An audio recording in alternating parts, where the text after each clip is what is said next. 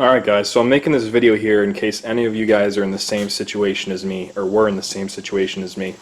I've been researching lower ball joints for the S2000 for pretty much days and days.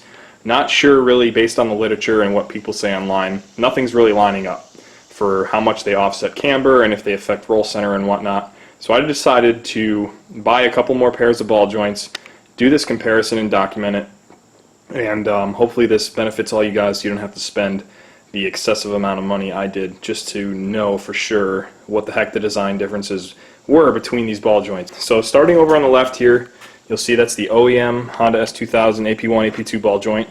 So there is no offset in this one. The ball joint is right through the center of the mounting holes. You can get about 2 degrees of camber on a stock height S2000 with the eccentrics maxed out fully. Next to that is a Hardrace / Megan. And I put these two boxes on top of each other because I actually have both. This one I'm showing here is my Hardrace that has about 6,000 miles on it. There's no logo on this one here, but they put a logo on the plate here. You can see the roll center plate. So when you buy the Hardrace or the Megan, it's the exact same part and it comes pretty much from the same factory. They just put their silk screened logo on each one independently and give them different part numbers and sell them independently, of course. The Megans are about $60 cheaper for the same exact thing, so I'd highly recommend just buying them from Megan as opposed to spending the extra money. At least in the States it's cheaper for Megan. So they come with extra bolts in case you use the roll center plate. Now this ball joint does give you the option to add roll center correction or to run at the exact same roll center as stock. As you can see, without the roll center plate added, you use the OEM bolts through here, and it's the same exact geometry as stock, just with a slight offset. And I'm going to show a picture here in a little bit that's going to compare all the offsets a lot better than the camera can, so stay tuned for that. So you get a little more for your money with the Megan and Hardrace. You get extra bolts, you get the new castle nut, get a roll center plate that's optional, and you get the offset ball joint. As you can see, it's offset slightly from the center. With these in my car, I was running those since 2017, and at about 7/10 of an inch lower than stock, I was able to max out the right front was my limiting side at 3.2 negative degrees of camber with the Hardrace. So that's been working well for me, but as you can see with my tires, it's probably not a good angle. The insides of these RE71Rs still have a lot more meat left than the outside, so the tire is still rolling over more than it should when I'm doing my cornering. So I need more than 3.2 degrees of negative camber. So next to that is the one that I purchased right after this to fix that, and this is the one that was most confusing to me. Jay's Racing S2, and the part number is CAJ S1S2. So this is their S2 camber joint, and this one comes with a black anodized or a black oxide coated castle nut. It's a little bit less beefy and way less thread engagement than the Hardrace, I'd say. I definitely give the win to the Hardrace on the hardware they provide. This is pretty skimpy once you look at the amount of threads left after the castle nut is all the way down there. So only a few revolutions of threads holding this one on for the Jay's Racing S2. And the other thing I noticed about the Jay's Racing S2 is the ball joint boot is definitely different, and there's something else different. That the literature online is the most confusing thing in the world with these, because Jay's Racing revised this in like 2012 or 2013 to add roll center correction into the design. So if you look here, there's a little extrusion here. This ball joint body actually sits 9 millimeters taller than the OEM in the Hardrace without the plate, of course.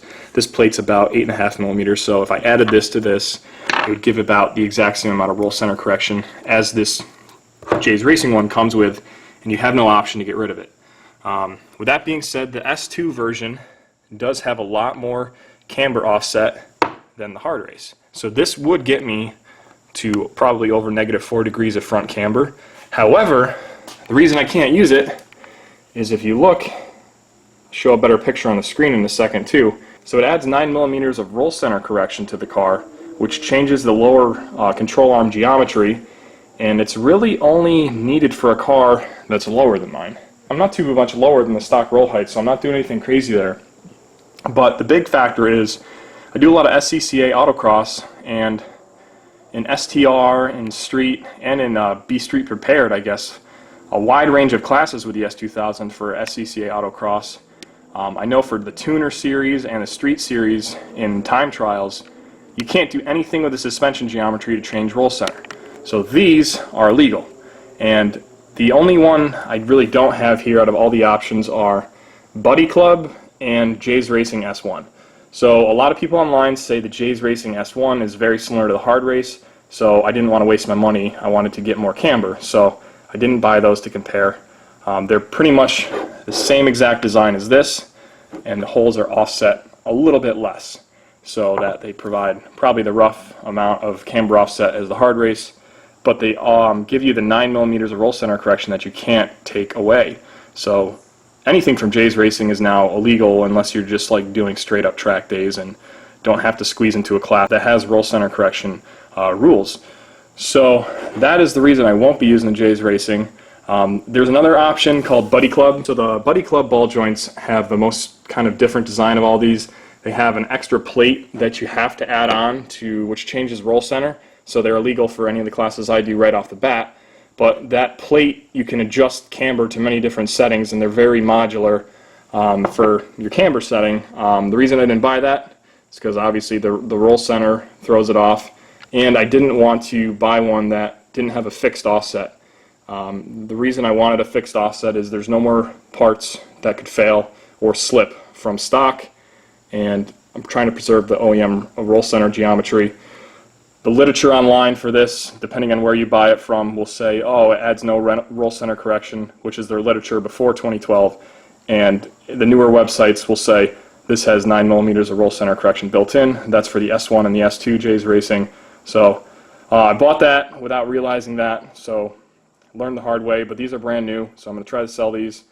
And finally on the right is what I have found to be the only option on the market to give more camber than the Hardrace or Megan and not adjust roll center.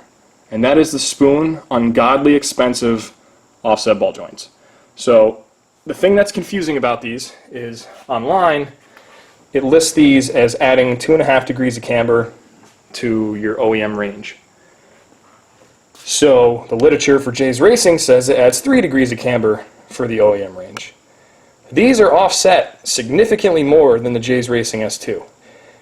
The 9mm roll center correction wouldn't make up for that difference. That's only going to change things very, very minimally. But the offset for the spoons is obnoxious. Like I said, these things literally must be made out of gold. Maybe that's why they coated them gold.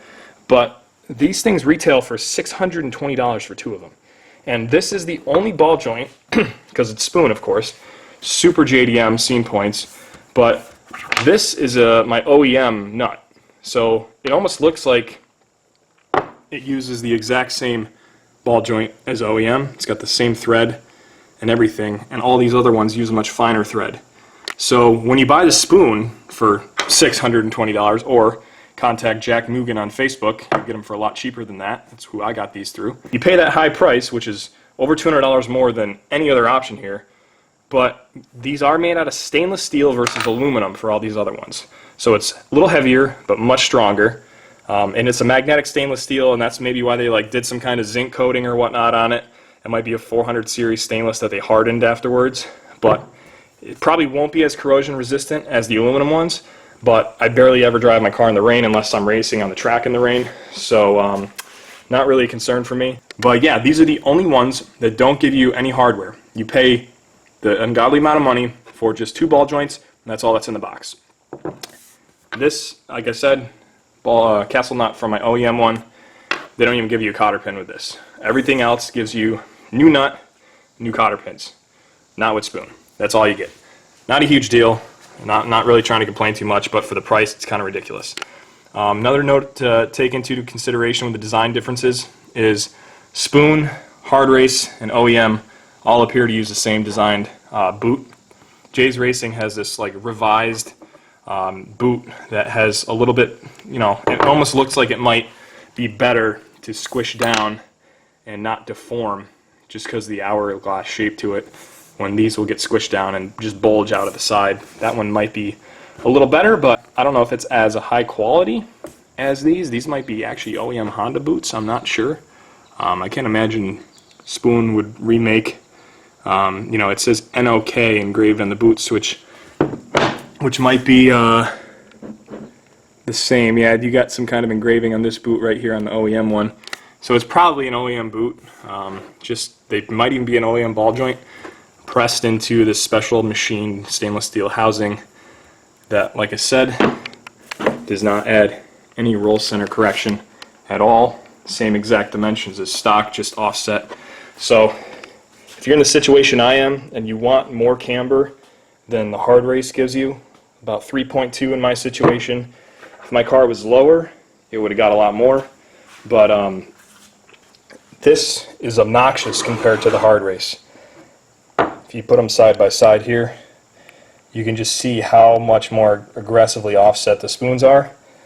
And what I'm going to do now is, since I don't want to hold these all up by hand, I'm going to put a picture on the screen and show you, starting with the OEM. I drew a line through Microsoft Paint on these and tried to take the same exact angle down with my camera and to show the offset difference of these visually. I didn't measure anything, but you can clearly see visually how they get more and more as you go down the list here.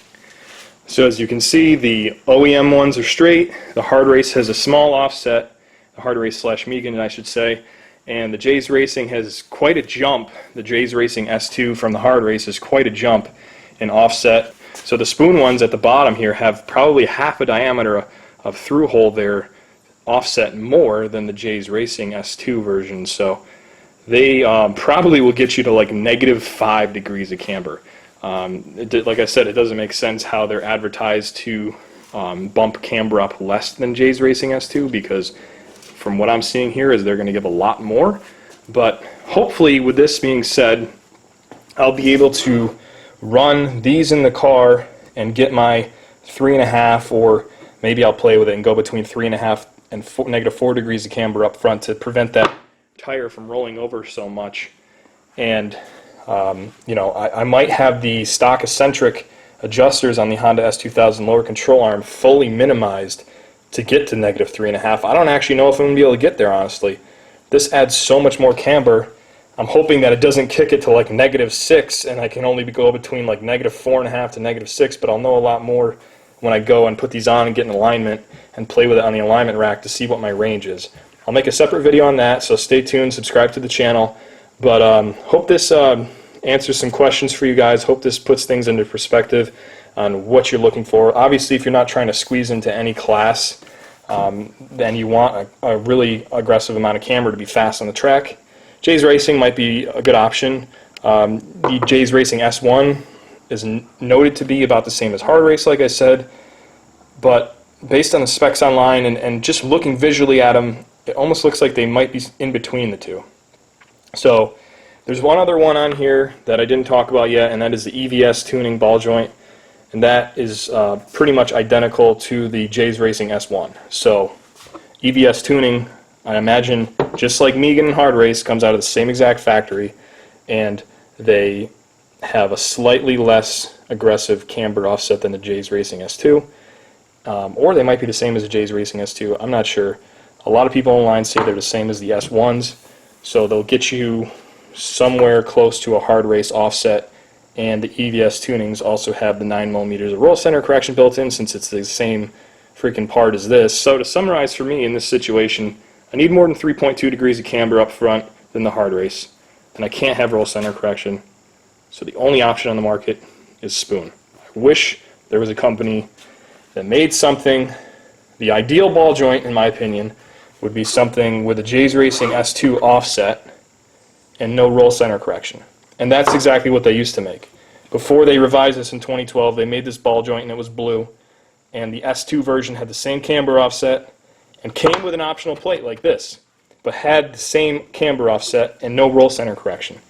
And it probably was around $300. So if they still made that, I would have bought that one. But Jays Racing kind of revised themselves out of a lot of markets, I'd say, by making the roll center correction not optional on these. So the expensive spoons get the win on this one. Put them in the car and see what happens. I'll report back to you guys. Thanks for watching. Subscribe, comment, and give the channel a thumbs up and like on the video, and I'll see you later.